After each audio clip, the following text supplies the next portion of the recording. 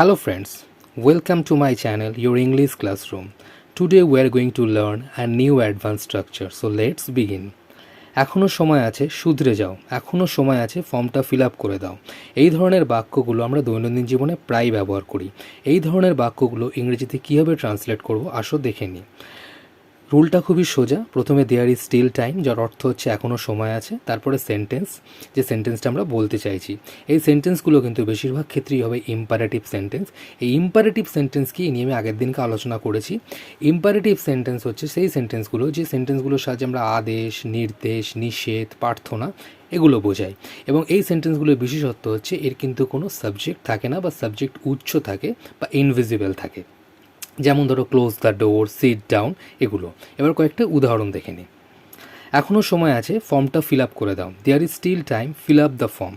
এখনও সময় আছে আমায় সত্যিটা বলো। There is still time, tell me the truth. এখনও সময় আছে পড়ো। There is still time, do study. এখনও সময় আছে ইংলিশটা শিখে নাও। There is still time, learn English. এখনও সময় আছে কিছু করো।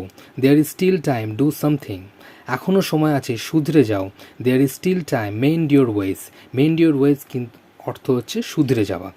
আজকের এই ভিডিওটা যদি ভালো লেগে থাকে তাহলে প্লিজ লাইক করো, শেয়ার করো এবং অবশ্যই আমার চ্যানেলটাকে সাবস্ক্রাইব করে দিও। ভালো থেকো।